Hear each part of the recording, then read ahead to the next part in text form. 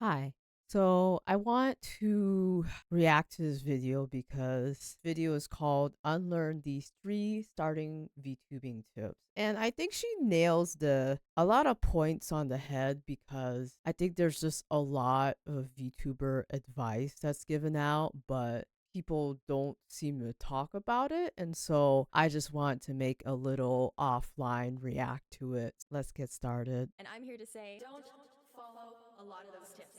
You must be so lost, so confused on what to do and how to start and build your brand and all that. Number one, I think what I see the most often is when you're getting a VTuber commissioned, like a full body commission, that you get all the best toggles needed. You really, really don't. Yeah. And I've also really seen people think, oh, I need to do a full body rig, get the feet moving. You really don't. When I was getting my model made, which is still in the works, I don't know when I'm gonna release this video. There's a lot of bells and whistles in getting a VTuber model. And honestly, when you see names, this person's a really well-known live 2D artist. All the big VTubers who get all this stuff, it's because they can afford it. Because even just having like a leg walking animation is like 200 bucks. Lean in is literally 200 bucks. It's pretty expensive, and I think because of how the art, how do I say it? Because techniques have come so far, you can basically, the sky's the limit for these kinds of things. However, the more details you want, the more expensive it's gonna be. And oftentimes the people that can do a lot of these techniques have at least 2 or 3 years of live 2D experience at this point. Most of the time, when you're a VTuber and you're using your model, it's going to look something like this, where your model's only Exactly. going to. I'm covering where she is. Literally, this is all people see. I think people put too much effort into their model. I think getting the top part of your model, like the face and like the shoulder chest area, is like ideal. And then you can just fill in the rest with whatever for now. Live 2D is only rigged from the torso up. People don't realize you can do this. Not everyone offers it, I see on VGen, but you can definitely just have a half rigged model. Honestly, a lot of times, depending on like the currency and whatnot, you can get a full body for a decent price. But most often, if you want, say, a more expensive artist, you can just request, see if they can do just half body. That would even better if you want like super expressive rig work. But yeah, she's right. Like people don't talk about this, but I think because people see all the full body work done on like VTuber Twitter and such, you can just ask for half. Like no one's gonna see the legs anyway. The rest of it is entirely just PNG. The majority of the time, most VTubers never show the bottom half of their design. And there's Yeah. a really good, you can save hundreds and hundreds of dollars if you just commission bust up. I think when I quoted one artist when I was getting my model done, well, in the process of, one artist want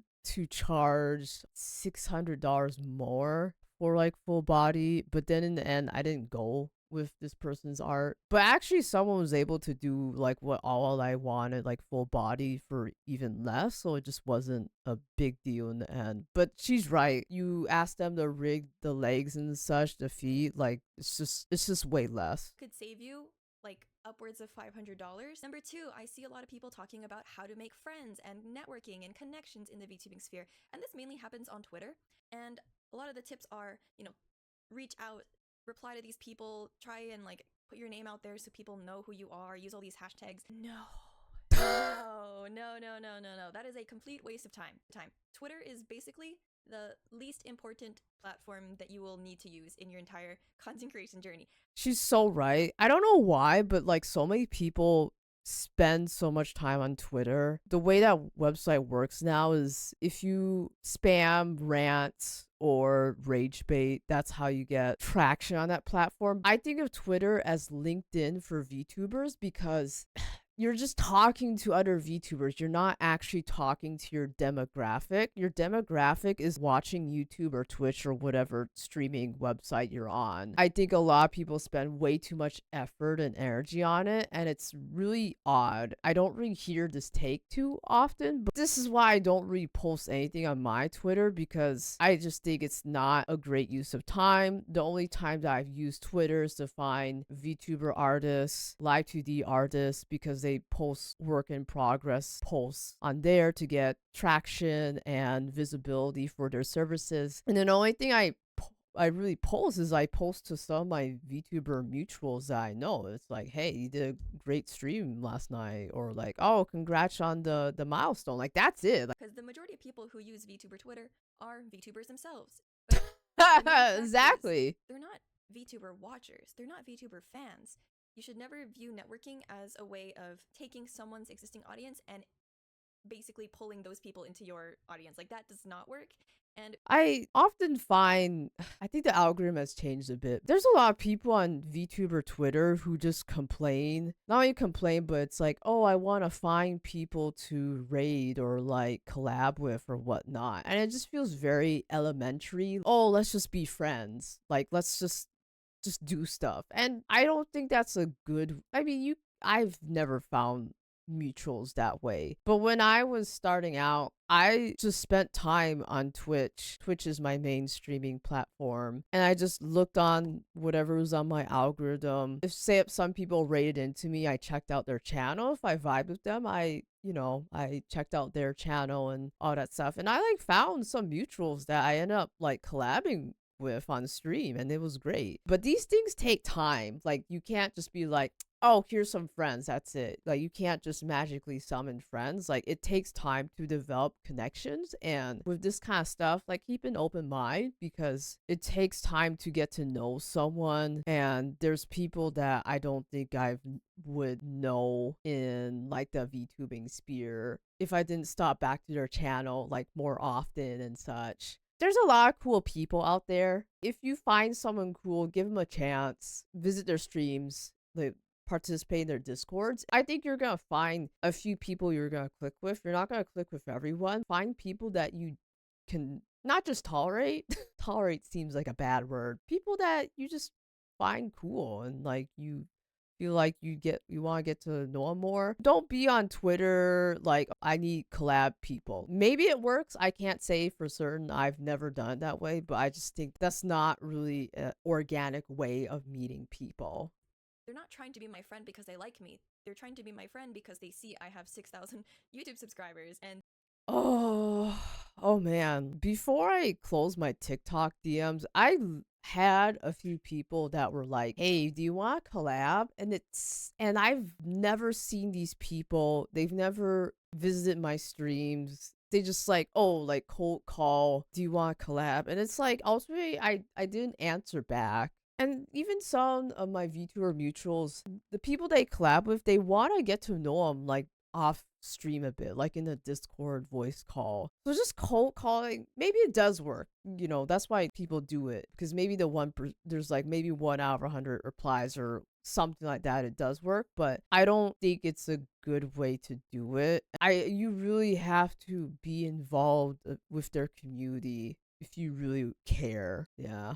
or those 6,000 subscribers that I have to push up their own, their own audience. And that There's this mentality that some people won't talk to you unless you're a Twitch partner, which I think is like kind of insane because the Twitch partner badge, it only tells like you that like, oh, this person can maintain a 75 CCV average. And some people partner push. Their average isn't really 75, it's like 50. But some people really do value raw numbers over actual connections, and that's really weird. But I get in like this kind of space. How do I word it? I think it can be intimidating to try and reach out to people that have different follower count than you. But honestly, I want to say it doesn't matter. Sometimes I want to say don't be intimidated by someone's numbers. Just reach out if you do care. But also, you probably shouldn't use people as a stepping stone. People are gonna see through it. If it happens once with a person, they're just gonna suspect everyone to be like, oh, are you gonna use me as a stepping stone? I don't think it's really happened with me yet. I'm still pretty small. Again, when people just reach out because they see I'm doing numbers on TikTok or Instagram or whatnot, it's like, bro, I don't know you. Bruh. Can you at least come to like 1 or 2 streams? Okay. that is just so it's so wrong in a lot of ways. But at the end of the day, you should not be putting a ton of effort into trying to connect with other people for the sake of getting their audience to look at you. Yeah. Also, Twitter these days, it's just really filled with the same hot takes, which are just really, here's the excuse to be rude. It's not very professional as an industry that a lot of people do want to go into corporate VTubing. You should be careful what you post on Twitter. If you're not posting like positive content, I just don't think you should bother. The problem with social media in general is people think that all their opinions are worth something because sometimes it does give them a lot of attention, or like something you posted randomly just takes off. I think it emboldens people to just post this kind of negative, low effort posts or oversharing. I just don't get it. I really agree with her. You should focus on your content. You should focus on making stuff good. You're not really getting much of social media. Like another example, like I think like agency VTubers do interact on social media a lot, but the way they interact is literally reposting fan artwork or just interacting with the other talents as an off stream. I think it's for content, honestly, because if they really cared, they would have just DM'd each other in a Discord. Network, do these exact things, post memes, get your name out there, and it's just like, that's so fake. That's not what we should be doing. I haven't even bothered posting memes until recently, and I've been streaming for a little over 2 years already because I mean, memes are okay, I think, if for like branding, if you just want to make them. I see some people on like the VTuber subreddits, that's all they do is tweet and post memes, but they're not working on videos. They're not working on some sort of content. Honestly, even my week is like, apart from work, it's like before work I'm editing, after work I'm editing, weekend I'm like working on stuff. When I'm not streaming, I'm analyzing my YouTube shorts. That's the work you gotta do. Number 3 is VTuber design. How close does your VTuber model and design represent you and what you like versus what you think people in the space want to see? I want to be original. I want to showcase myself more than what other people expect me to look like, right? And I think that's something that a lot of beginner VTubers fall into the pit of. You know, I get the sense when it comes to VTuber design that a lot of women choose models that have a very big breast area. I think a lot of VTubers up the sex appeal of their models, which is crazy. I think that's like one way people do it. It's like, I feel it's kind of hard to find a VTuber that doesn't try to give their model F cup boobs. It's so weird. I find a lot of designs are also not innovative. For example, I see a lot of VTubers who wear lingerie, scene clothing, mini skirts, kind of emo clothing. I don't even know how to describe it. I see the same outfits time again, and then I see a lot of repetitive teams. I think a lot of people, when they first get their model, they don't put a ton of effort into it. I don't think my design is super unique either. There were some things there's a few things I just want to avoid because like I didn't really vibe with those themes. My design is very, like I say, girly and such. I like the color blue. I like shiny things and all that. And so that's what my model was. I had no idea that people were designing VTuber models to think what people like. Again, no one cares about your design, to be harsh. Your design could be like literally anything. What people care about is like the person behind it. tech wear, hyper, like cyberpunk, cat girl. It's so common. It's like, no, it's That not. is a major pitfall. So all these different things, find a theme that you really, really like, that you think you can stick with for a long time, that represents you and your passions and your interests, and then Yeah. go from there. Don't even think about, oh, well, okay, in Hololive there's a lot of animals with ears, and therefore they are probably the most visually appealing for people. No. If you want to be a cat girl because you love cats, I swear to God, honestly, my future design is where there's a mode where I can take off my fox ears because I kind of want to play a joke that I'm not a fox VTuber. I think people use animal ears as a way to be more inviting and open in their character, pleasant, approachable, kind of how pets are. But I don't know if that's true or not, or people are like, oh, this is what the corporals do. So you don't have to be an ammo VTuber either. But if you want to, go ahead. And I would also say from a very long time ago, I made this video about, why is everybody branding as a Japanese person? That I don't get this either. And this is like from someone that I've taken Japanese 4 years in college. I don't understand. You're not Japanese. You don't know the language. Why would you debut under a Japanese name? If you don't know the culture and like how to use the name, it's so odd. I just think it's such a wee part.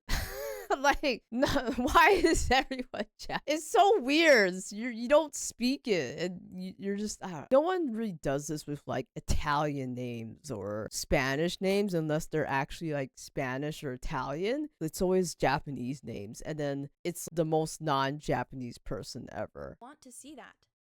And by people, I mean viewers. They want to see. If you are Desi, I barely ever see someone whose model is dressed in like a sari, or if you're Muslim, have the headscarf.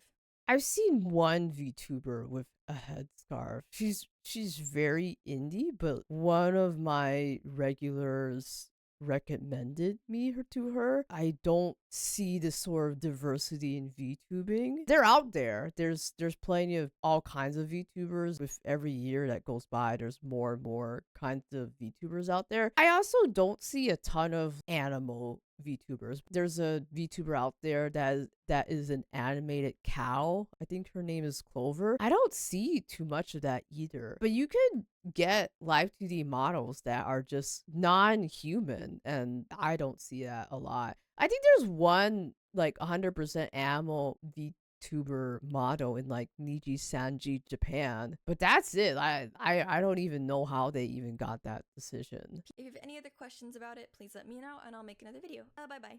It was pretty short. It was a short video, but it was pretty good. I think the first tip was half body, networking, branding, and I'll also say that if you're starting out, you don't have to do everything at the start. What I also see is I think people put too much emphasis on the branding and like, oh, the pre-debut. What's more important is that you go live. You start your first stream. Just get a PNG or whatever, go live. Find something to improve on before your next stream and then go live again. Find another thing to improve, add some graphics or whatnot to your stream, get a stream starting screen or whatnot. Just go live. You're going to, over time, improve your stream quality. I didn't have everything figured out in the beginning either. Like, I remember my first stream, and I think I didn't even have my avatar as like my character. I just had some random emoji as my Twitch avatar. I went live with a very basic Vroid model, and then like I think a few streams in, I upgraded the outfit, and then like a few months in, I upgraded my character's outfit, and then like every year I just update the outfit and such. And now I have this live 2D model, and soon my first custom model that took months and months and months to save up. But you don't have to figure out everything. The most important thing is to make content. Don't get involved with drama on Twitter. If you're doing a live 2D model, you can ask for half rig, yeah. Just pick whatever works in your budget. If you do ask for live 2D like rig artists, get an artist. Make sure to focus on the head graphics, the facial expressions and all that. Don't worry about like too many toggles or whatnot. You can get some like glasses or waving. You don't have to go too crazy. What were some other points? Live 2D networking. Definitely find a few people that you like. Things will take time, but you can definitely find a few cool VTubers to hang with and probably collab. And then rebranding. Yeah, like just do what you want to do. If you like cats, then incorporate cats. If you like sci-fi, then you can incorporate sci-fi.